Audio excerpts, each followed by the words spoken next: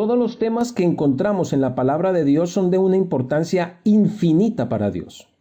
Y el diablo, el tercer gran enemigo del hombre, el padre de mentira, se ha encargado de distorsionar, de depravar y de difamar esa verdad de Dios. De tal manera que hoy los hombres hemos sido engañados en todos los aspectos de nuestra vida y por esa razón también sufrimos las consecuencias de ese engaño, por no escudriñar ni estudiar diligentemente las Escrituras para hallar la verdad que Dios nos revela en ellas.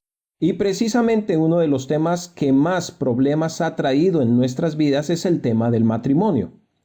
El matrimonio es menospreciado, el matrimonio es burlado, el matrimonio es mal visto por muchas personas en la sociedad, hasta el punto que el día de hoy los hombres le tienen temor, le tienen pánico, le tienen pavor al matrimonio y lo ven como una cárcel o como lo peor que le puede pasar a la libertad humana. Aún así, muchas parejas preparan sus barcas, sueltan las amarras de sus muelles y se embarcan juntos en la gran aventura del matrimonio, llenos de ideas y de ilusiones de que las cosas serán diferentes para ellos, ya que esperan afrontar las adversidades que se les presenten, llenos del amor el uno por el otro. Pero tristemente, muchas de estas personas zarpan de sus puertos con un falso concepto de lo que es el amor. Es increíble notar cómo los seres humanos, desde el momento en que entramos a este mundo, somos preparados para afrontar nuestro futuro en muchas áreas. Se nos enseña la lectura, la escritura y varios idiomas para poder comunicarnos. Se nos enseña manualidades y deportes para desarrollar nuestra motricidad.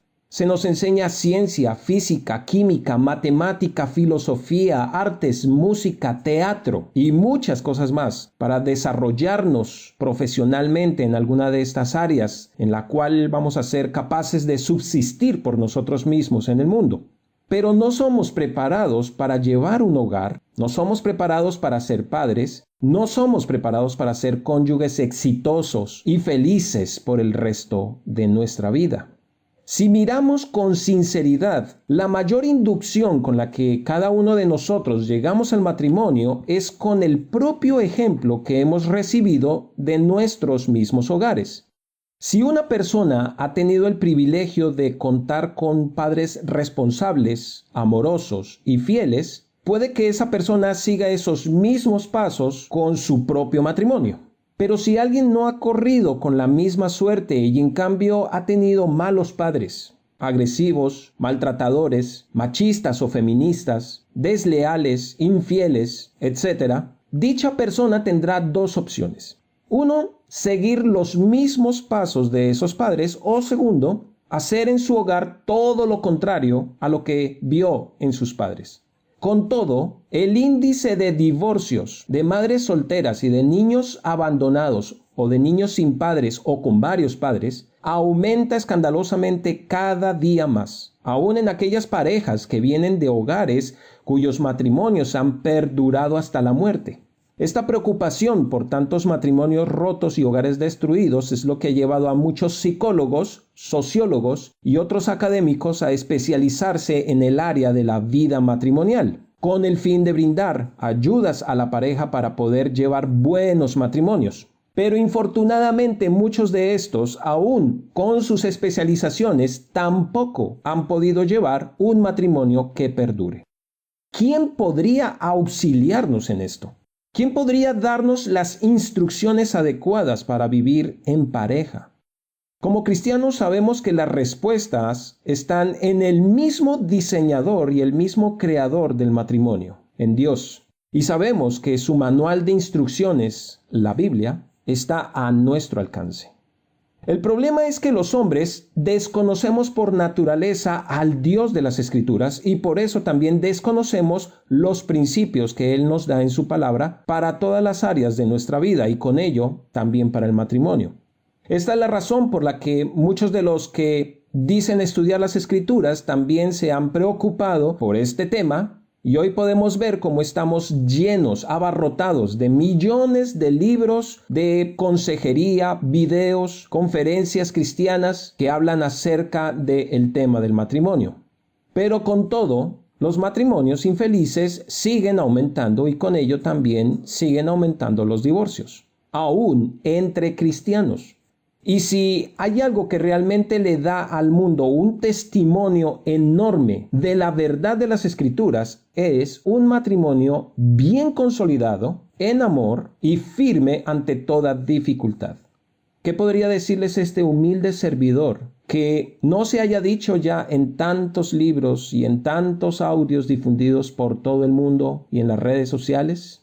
Por encima de todo esto, tenemos que reconocer que como iglesia no podemos omitir este tema y ante todo debemos aferrarnos a lo que Dios nos diga en su santa palabra. Si de verdad queremos honrar a nuestro Creador con nuestras vidas, si queremos que nuestros matrimonios ya establecidos se nutran y se fortalezcan de la verdad de Dios, y si en realidad queremos que nuestros jóvenes tengan una vida de pareja sana y buena que perdure hasta la muerte, y así con ello glorificar al diseñador y al creador de nuestras vidas y del matrimonio.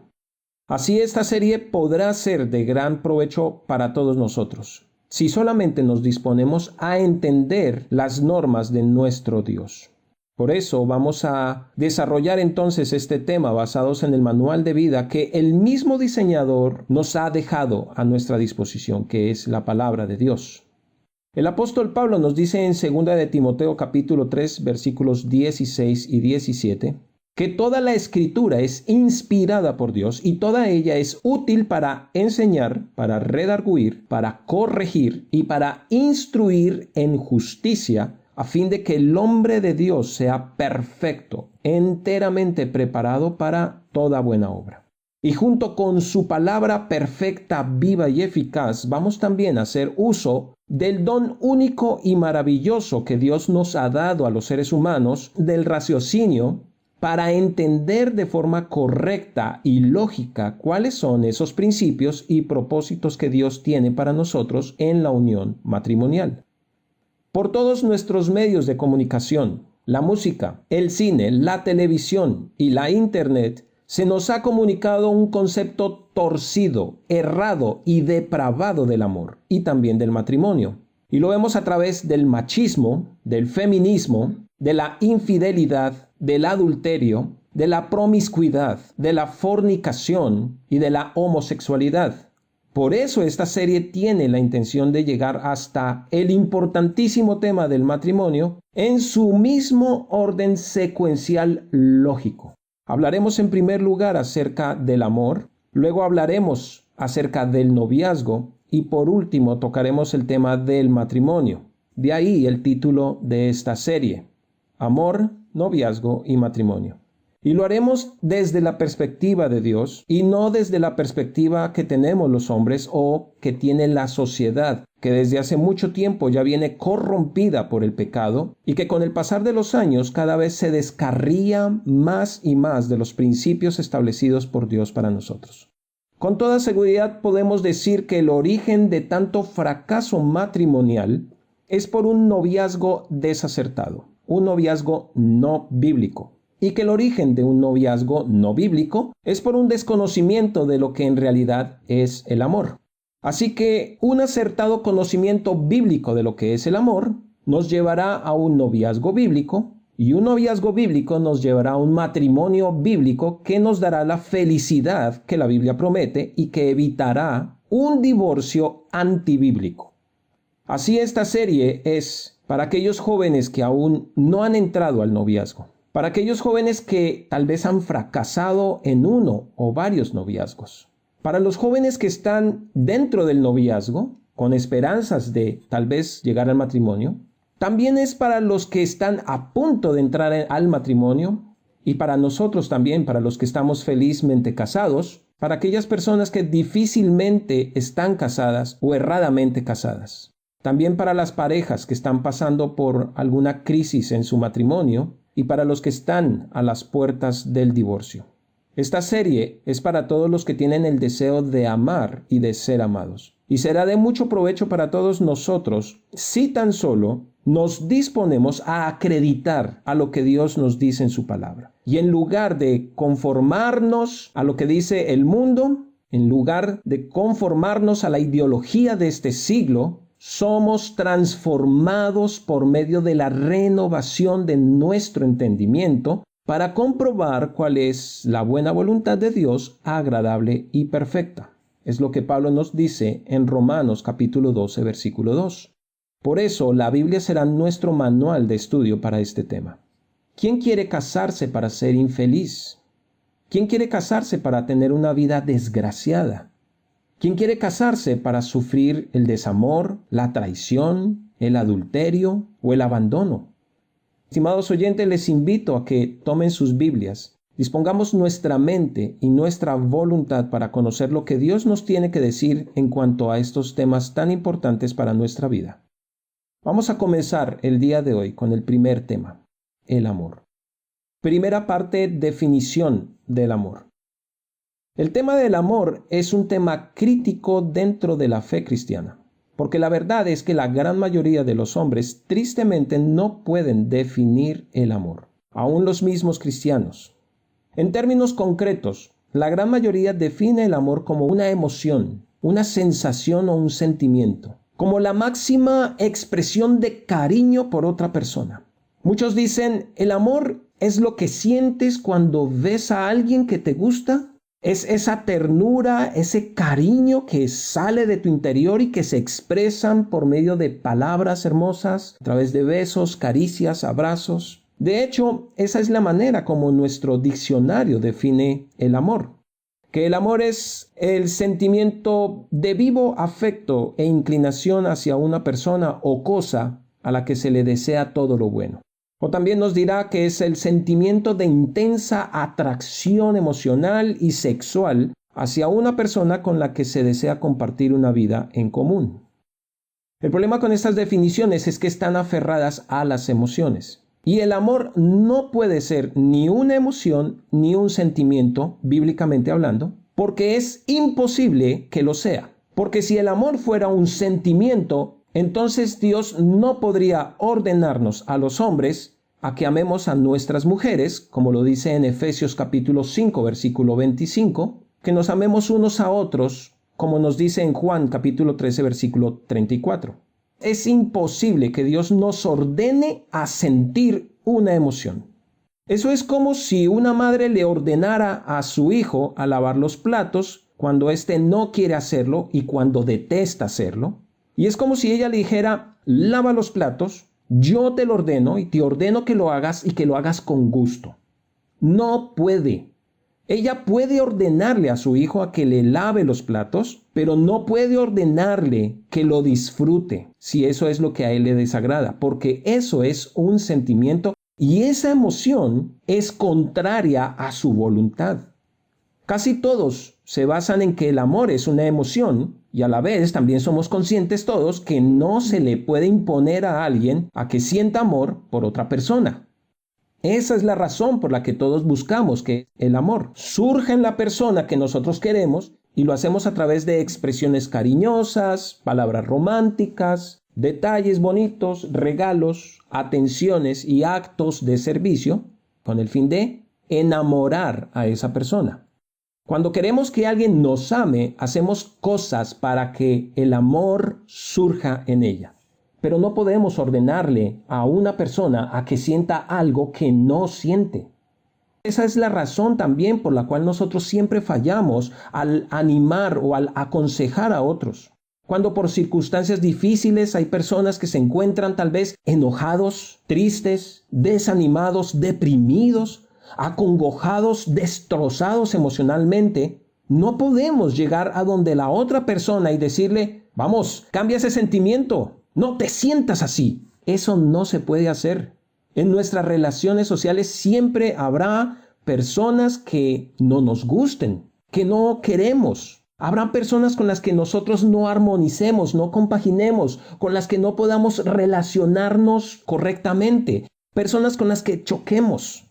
Por eso no hay ningún versículo en la Biblia que nos mande a que sintamos afecto o cariño por esas personas, porque eso es una emoción y no se puede ordenar una emoción. Y estas personas, por desgracia para nosotros, también están dentro de la iglesia. Y a pesar de que no todas las personas nos gustan, Dios no nos manda a que nos gusten, sino que nos manda a que las amemos. Por eso el amor no puede ser una emoción o un sentimiento. El amor puede llegar a producir sentimientos y emociones, sí, pero nunca el amor es una emoción o un sentimiento.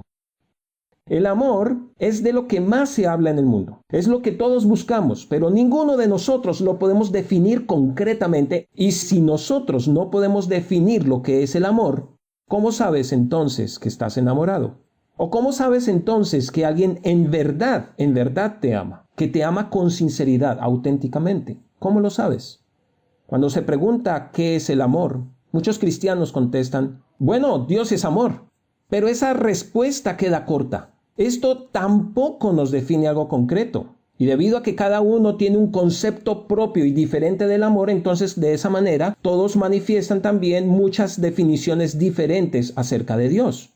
Ahora, por supuesto que sí, claro que sí, Dios es amor. Lo dice Primera de Juan, capítulo 4, versículo 8. Pero eso solo nos define que un atributo de Dios es el amor y no nos define qué es el amor. Otros dirán, 1 Corintios 13 es la definición del amor.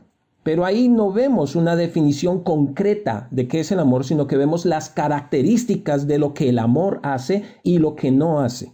Más adelante estaremos viendo 1 Corintios 13. Con el auge de la Internet, hoy podemos encontrar miles de mensajes de pastores, predicadores, evangelistas, sacerdotes, conferencistas, psicólogos, sociólogos, de muchos académicos que erróneamente hablan acerca del amor como una virtud y un sentimiento, y como una emoción, y de cómo debemos amar a los demás sin definir qué es el amor. Y esto es un crimen contra la verdad de Dios. Nuestros padres y nuestros pastores siempre nos han hecho énfasis en que debemos amarnos unos a otros, que debemos amar a nuestros hermanos, que debemos amar a nuestros enemigos, que debemos amar a uno y al otro, pero nunca nadie nos enseña qué es el amor. Y a cambio, todos han permitido que sea la sociedad y que sea el mundo quien defina el amor en sus propios términos, aún para los creyentes, aún para los que conocemos la palabra de Dios. El concepto con el que el mundo define el amor es el mismo concepto con el que la gran mayoría de los creyentes también lo está definiendo hoy, y eso es trágico, eso es muy triste, eso es muy pobre. El mundo define el amor como una inmensa expresión de cariño que altera nuestra mente, nuestros sentidos y nuestras entrañas.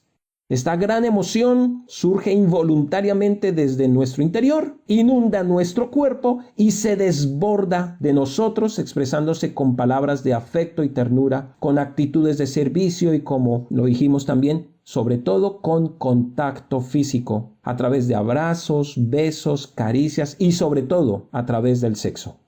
Por eso, cuando vemos una madre abrazando con cuidado, con cariño y cuidando y besando a un bebé, decimos, eso es amor. Cuando vemos a un hombre cantando y recitando un poema para una mujer, decimos, eso es amor. Cuando vemos una pareja tomada de la mano caminando por el parque, a un hombre abriéndole la puerta del auto a la mujer para que ella baje, a una pareja tomada de sus manos mirándose mutuamente sin decirse nada, entonces decimos, qué lindo, eso es amor. Cuando vemos un padre jugando y riendo con sus hijos, decimos, eso es amor. Cuando vemos a dos amigos abrazándose con cariño mutuamente, decimos, eso es amor. Y cuando vemos una pareja besándose apasionadamente, decimos, eso es amor. Y cuando en esas telenovelas, películas o series de televisión vemos una escena donde hay sexo, decimos, ellos están haciendo el amor.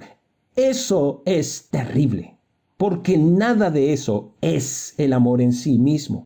Si eso es terrible, más terrible es aún que los mismos creyentes permitamos que se degrade la definición del amor a lo que el mundo, que está depravado en el pecado, nos ofrece como lo que es el amor. Cuando un joven le dice a una chica, te amo, te quiero demostrártelo, ¿a qué se está refiriendo esta persona? Al sexo.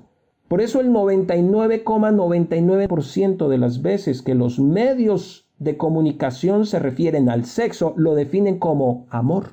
Y las personas somos enseñadas por el mundo a que debemos obedecer a las emociones y a los sentimientos, aunque la razón no lo entienda. No puedes definir el amor, pero síguelo. Y mis hermanos y mis amigos, eso es absurdo. Eso está en contra de la misma naturaleza del hombre, ya que Dios nos ha creado con la capacidad para razonar y para actuar de forma lógica y coherente con lo que es la verdad. Porque Dios mismo es así. Él es un Dios coherente que actúa con la razón. Por eso el amor no es una emoción, el amor es una decisión. Si el amor no fuera una decisión, entonces Dios no podría mandarnos a amar a otros. Y permítame por favor darle una cita que define el amor en estos términos, en términos decisionales. En la Biblia podemos encontrar muchas referencias a la palabra amor, pero hay un versículo que lo define concretamente y ese es Efesios capítulo 5, versículos 28 al 29. El versículo 29 es la definición del amor y el versículo 28 es el fundamento o la base para esa definición del amor. Veamos el versículo 28. Así también los maridos deben amar a sus mujeres como a sus mismos cuerpos. El que ama a su mujer, a sí mismo se ama. Aunque esta cita está dirigida primeramente a los varones, eso no quiere decir que no sea útil para las mujeres también. Dios no nos dice aquí que debemos amar a nuestra esposa así como amamos a Dios. Esa cita muy similar está en Mateo capítulo 22, versículo 39. El Señor Jesucristo dice, amarás a tu prójimo como a ti mismo. En este punto puede que algunas personas salten y digan, pero pastor, eso es narcisismo y ese narcisismo es pecado. Luego no nos dice la Biblia, no nos dice el apóstol Pablo en 2 de Timoteo capítulo 3 versículo 2, que en los postreros días vendrán hombres amadores de sí mismos. Bueno, permítame por un momento ver este punto que es muy importante. Veamos esto por un momento. Antes que nada, recordemos las diferentes expresiones que tiene el amor en la Biblia. El amor bíblico se expresa o se manifiesta a través de 3 clases de amor, básicamente. El amor es uno solo, es una decisión, pero se manifiesta en 3 áreas. El primero es el amor eros, que es el amor sexual, es el amor de pareja. Este amor no es para nada pecaminoso ni malo si está dentro del marco del matrimonio. En segundo lugar está el amor filial, que es el amor que busca el bien de otras personas, es el amor amigo. Y en tercer lugar está el amor ágape, que es el amor que se sacrifica. La palabra amor que Pablo está empleando en 2 de Timoteo capítulo 3 versículo 2 es totalmente diferente a la palabra amor que emplea en Efesios capítulo 5. En 2 de Timoteo capítulo 3 versículo 2 es el griego philaphtu, que es una palabra compuesta por 2 palabras, philos y eaftu. Philos es amor filial y auftú, o autos como se dice en español, significa propio, mío, significa yo. Por ejemplo, utilizamos esa palabra en autógrafo para decir que yo mismo soy el que firmo, en automóvil para decir que yo mismo soy el que conduce, o autodidacta para decir que yo mismo soy el que me enseño.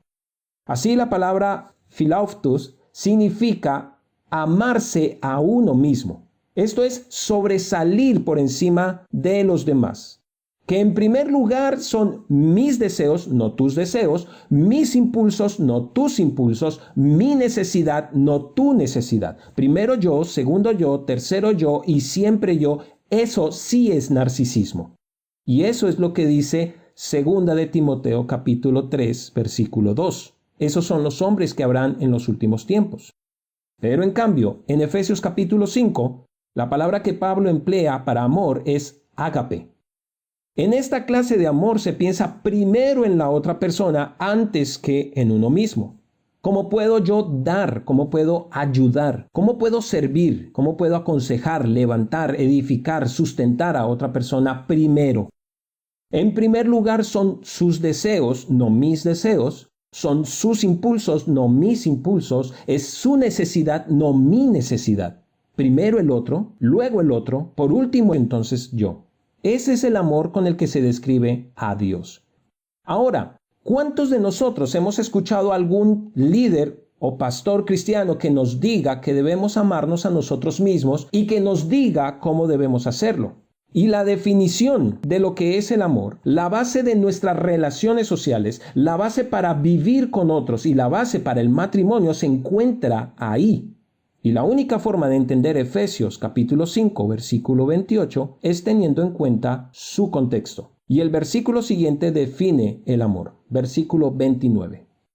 Porque nadie aborreció jamás a su propia carne, sino que la sustenta y la cuida, como también Cristo a la iglesia. Aquí está el plan, el propósito, el programa de Dios revelado. El versículo 28 dice que ama su propio cuerpo y el versículo 29 dice que nadie aborrece su propio cuerpo.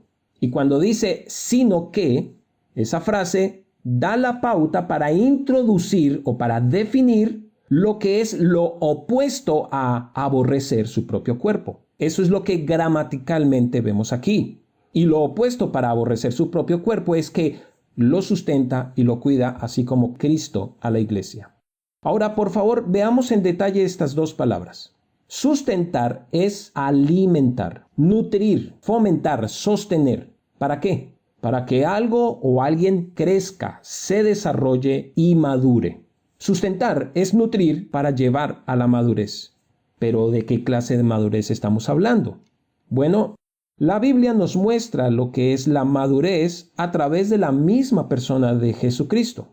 Lucas 2:52. Ahí Dios nos dice que Jesucristo creció y se desarrolló y maduró en 4 áreas importantes: intelectualmente, físicamente, espiritualmente y relacionalmente. El versículo dice: y Jesús crecía en sabiduría, en estatura y en gracia para con Dios y los hombres. Jesús crecía en sabiduría, esto es desarrollo intelectual, en estatura, esto es desarrollo físico, en gracia para con Dios es desarrollo espiritual y en gracia para con los hombres es desarrollo relacional. Así que si el amor es una decisión y debo amarme a mí mismo, entonces yo escojo, elijo, decido sustentar mi propio cuerpo en sabiduría, intelectualmente, en estatura, físicamente, en gracia para con Dios, espiritualmente, y en gracia para con los hombres, relacionalmente. Pero eso solamente es la mitad de la definición del amor. Eso es la mitad del amor. Eso solamente es sustentar. La otra mitad del amor es cuidar. ¿Qué quiere decir cuidar? En el contexto original de Efesios capítulo 5 significa proteger.